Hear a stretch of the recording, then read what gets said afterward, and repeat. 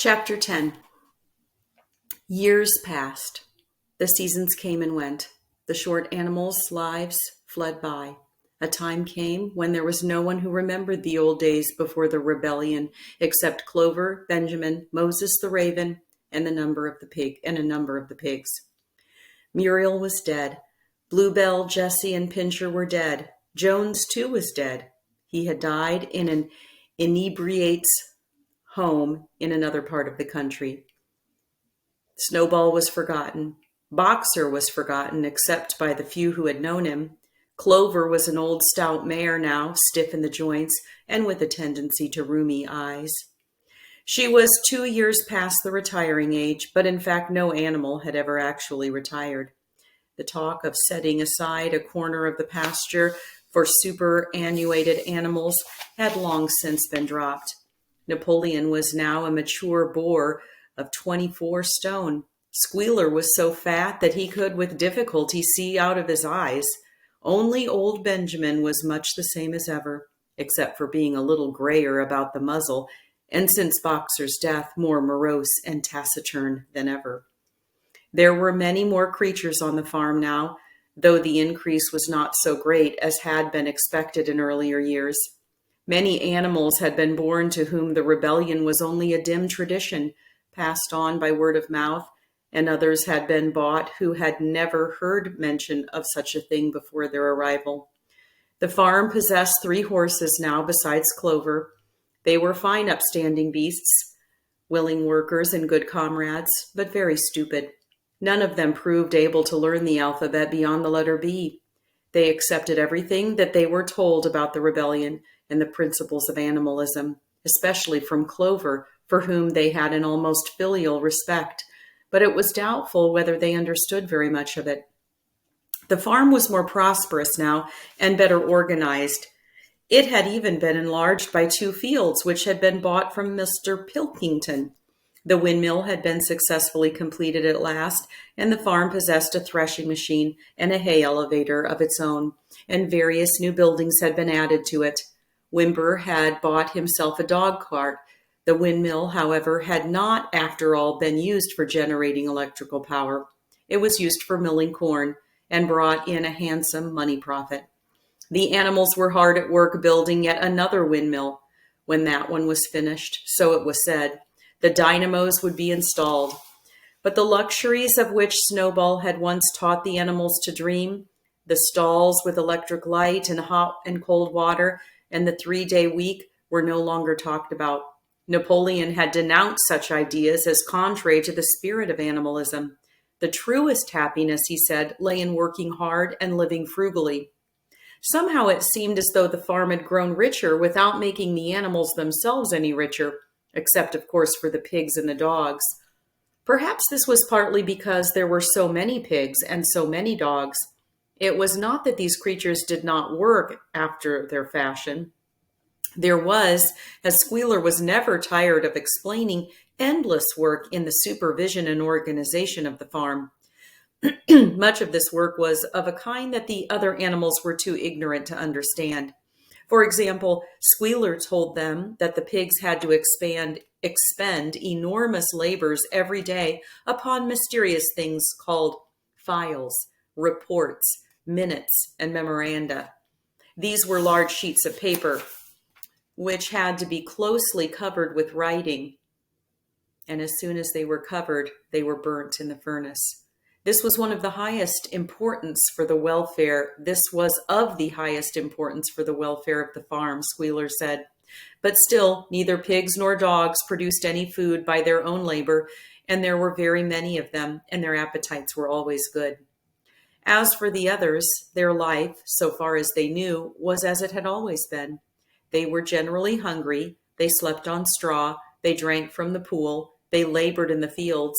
In winter they were troubled by the cold, and in the summer by the flies. Sometimes the older ones among them racked their dim memories and tried to determine whether in the early days of the rebellion, when Jones's expulsion was still recent, things had been better or worse than now. They could not remember. There was nothing with which they could compare their present lives. They had nothing to go upon except Squealer's lists of figures, which invariably demonstrated that everything was better and better. The animals found the problem insoluble. In any case, they had little time for speculating on such things now. Only old Benjamin professed to remember every detail of his long life and to know that things never had been, nor ever could be much better or much worse. Hunger, hardship, and disappointment being, so he said, the unalterable law of life. And yet the animals never gave up hope. More, they never lost, even for an instant, their sense of honor and privilege in being members of Animal Farm. They were still the only farm in the whole country, in all England, owned and operated by animals. Not one of them, not even the youngest, not even the newcomers who had been brought from farms 10 or 20 miles away, ever ceased to marvel at that. And when they heard the gun booming and saw the green flag fluttering at the masthead, their hearts swelled with imperishable pride, and the talk turned always towards the old heroic days, the expulsion of Jones, the writing of the 7 Commandments, the great battles in which the human invaders had been defeated. None of the old dreams had been abandoned.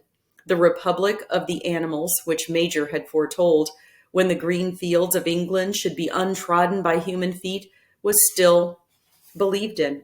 Someday it was coming. It might not be soon. It might not be within the lifetime of any animal now living, but still it was coming. Even the tune of Beasts of England was perhaps hummed secretly here and there. At any rate, it was a fact that every animal on the farm knew it, though no one would have dared to sing it aloud. It might be that their lives were hard and that not all of their hopes had been fulfilled, but they were conscious that they were not as other animals. If they went hungry, it was not from feeding tyrannical human beings. If they worked hard, at least they worked for themselves. No creature among them went upon 2 legs.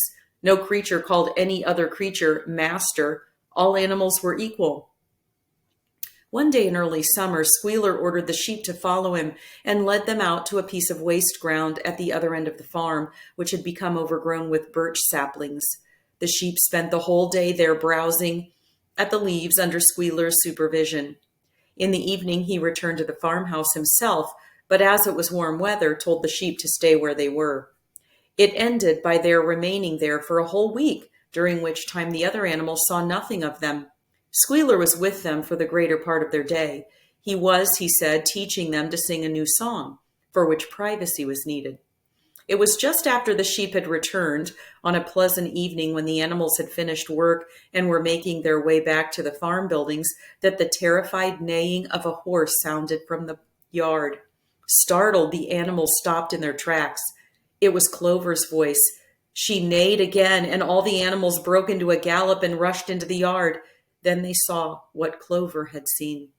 It was a pig walking on his hind legs.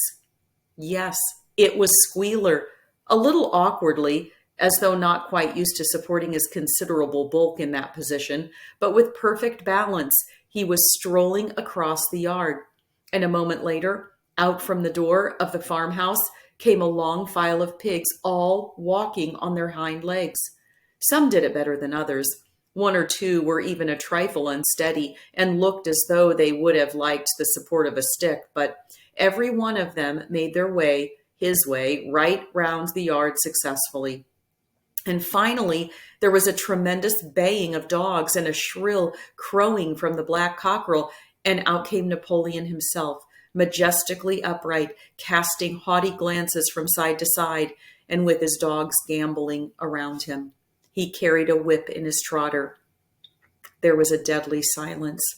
Amazed, terrified, huddling together, the animals watched the long line of pigs march slowly around the yard. It was as though the world had turned upside down. Then there came a moment when the first shock had worn off, and when, in spite of everything, in spite of their terror of the dogs and of the habit, developed through long years of never complaining, never criticizing, no matter what happened, they might have uttered some word of protest. But just at that moment, as though at a signal, all the sheep burst out into a tremendous bleating of, "4 legs good, 2 legs better, 4 legs good, 2 legs better, 4 legs good, 2 legs better. It went on for 5 minutes without stopping, and by the time the sheep had quieted down, the chance to utter any protest had passed, for the pigs had marched back into the farmhouse.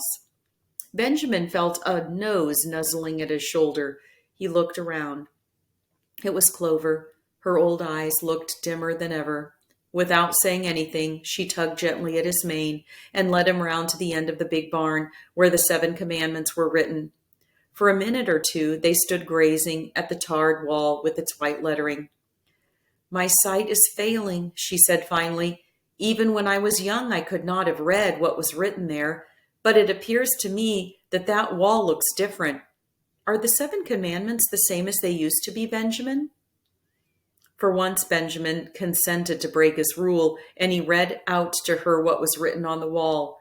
There was nothing there now except a single commandment. It ran, "All animals are equal, but some animals are more equal than others." After that, it did not seem strange when next day the pigs, who were supervising the work of the farm, all carried whips in their trotters. It did not seem strange to learn that the pigs had bought themselves a wireless set, were arranging to install a telephone, and had taken out subscriptions to John Bull, Tit Spits, and the Daily Mirror. It did not seem strange when Napoleon was seen strolling in the farmhouse garden with a pipe in his mouth. No, not even when the pigs took Mrs. Jones's clothes out of the wardrobe and put them on, Napoleon himself appearing in a black coat, rat-catcher breeches, and leather leggings, while his favorite sow appeared in the watered silk dress which Mrs. Jones had been used to wear on Sundays. A week later, in the afternoon, a number of dog carts drove up to the farm. A deputation of neighboring farmers had been invited to make a tour of inspection. They were shown all around over the farm and expressed great admiration for everything they saw, especially the windmill. The animals were weeding the turnip field. They worked diligently, hardly raising their faces from the ground, and not knowing whether to be more frightened of the pigs or of the human visitors. That evening, loud laughter and bursts of singing came from the farmhouse, and suddenly, at the sound of the mingled voices, the animals were stricken with curiosity. What could be happening in there now that for the first time animals and human beings were meeting on terms of equality? With one accord, they began to creep as quietly as possible into the farmhouse garden. At the gate, they paused, half frightened to go on, but Clover led the way in. They tiptoed up to the house, and such animals as were tall enough peered in at the dining room window. There, round the long table, sat half a dozen farmers and half a dozen of the more eminent pigs, Napoleon himself occupying the seat of honor at the head of the table. The pigs appeared completely at ease in their chairs. The company had been enjoying a game of cards, but had broken off for the moment, evidently in order to drink a toast. A large jug was circulating, and the mugs were being refilled with beer. No one noticed the wondering faces of the animals that gazed in at the window. Mr. Pilkington of Foxwood had stood up, his mug in his hand. In a moment, he said he would ask the present company to drink a toast. But before doing so, there were a few words that he felt it incumbent upon him to say. It was a source of great satisfaction to him, he said, and he was sure to all others present to feel that a long period of mistrust and misunderstanding had now come to an end. That there had been a time, not that he or any of the present company had shared such sentiments, but there had been a time when the respected proprietors of Animal Farm had been regarded, he would not say with hostility, but perhaps with a certain measure of misgiving by their human neighbors. Unfortunate incidents had occurred. Mistaken ideas had been current. It had been felt that the existence of a farm owned and operated by pigs was somehow abnormal and was liable to have an unsettling effect in the neighborhood. Too many farmers had assumed, without due enquiry, that on such a farm a spirit of license and indiscipline would prevail. They had been nervous about the effects upon their own animals or even upon their human employees, but all such doubts were now dispelled. Today, he and his friends had visited Animal Farm and inspected every inch of it with their own eyes. And what did they find? Not only the most up-to-date methods, but a discipline and an orderliness which should be an example to all farmers everywhere. He believed that he was right in saying that the lower animals on Animal Farm did more work and received less food than any animals in the country. Indeed, he and his fellow visitors today had observed many features which they intended to introduce on their own farms immediately. He would end his remarks, he said, by emphasizing once again the friendly feelings that subsisted and ought to subsist between Animal Farm and its neighbors. Between pigs and human beings, there was not, and there need not be, any clash of interests whatsoever. Their struggles and their difficulties were one. Was not the labor problem the same everywhere? Here it became apparent that Mr. Pilkington was about to spring some carefully prepared witticism on the company, but for a moment he was too overcome by amusement to be able to utter it. After much choking, during which his various chins turned purple, he managed to get it out. "If you have your lower animals to contend with," he said, "we have our lower classes." This bon mot set the table in a roar, and Mr. Pilkington once again congratulated the pigs on the low rations, the long working hours, and the general absence of pampering which he had observed on Animal Farm. "And now," he said, finally, he would ask the company to rise to their feet and make certain that their glasses were full. "Gentlemen," concluded Mr. Pilkington, "gentlemen, I give you a toast to the prosperity of Animal Farm." There was enthusiastic cheering and stamping of feet. Napoleon was so gratified that he left his place and came round the table to clink his mug against Mr. Pilkington's before emptying it. When the cheering had died down, Napoleon, who had remained on his feet, intimated that he too had a few words to say. Like all of Napoleon's speeches, it was short and to the point. He too, he said, was happy that the period of misunderstanding was at an end. For a long time there had been rumors, circulated, he had reason to think, by some malignant enemy, that there was something subversive and even revolutionary in the outlook of himself and his colleagues. They had been credited with attempting to stir up rebellion among the animals on neighboring farms. Nothing could be further from the truth. Their sole wish, now and in the past, was to live at peace and in normal business relations with their neighbors. This farm, which he had the honor to control, he added, was a cooperative enterprise. The title deeds, which were in his own possession, were owned by the pigs jointly. He did not believe, he said, that any of the old suspicions still lingered. But certain changes had been made recently in the routine of the farm, which should have the effect of promoting confidence still further. Hitherto, the animals on the farm had had a rather foolish custom of addressing one another as comrade. This was to be suppressed. There had also been a very strange custom whose origin was unknown of marching every Sunday morning past a boar's skull, which was nailed to a post in the garden. This too would be suppressed, and the skull had already been buried. His visitors might have observed, too, the green flag which flew from the masthead. If so, they would perhaps have noted that the white hoof and horn with which it had previously been marked had now been removed. It would be a plain green flag from now onwards. He had only one criticism, he said, to make of Mr. Pilkington's excellent and neighborly speech. Mr. Pilkington had referred throughout to Animal Farm. He could not, of course, know, for he, Napoleon, was only now for the first time announcing it, that the name Animal Farm had been abolished. Henceforth, the farm was to be known as the Manor Farm, which he believed was its correct and original name. "Gentlemen," concluded Napoleon, "I will give you the same toast as before, but in a different form. Fill your glasses to the brim. Gentlemen, here is my toast. To the prosperity of the Manor Farm." There was the same hearty cheering as before, and the mugs were emptied to the dregs. But as the animals outside gazed at the scene, it seemed to them that some strange thing was happening. What was it that had altered in the faces of the pigs? Clover's old dim eyes flitted from one face to another. Some of them had 5 chins, some had 4, some had 3. But what was it that seemed to be melting and changing? Then, the applause having come to an end, The company took up their cards and continued the game that had been interrupted, and the animals crept silently away. But they had not gone 20 yards when they stopped short. An uproar of voices was coming from the farmhouse. They rushed back and looked through the windows. Again, yes, a violent quarrel was in progress.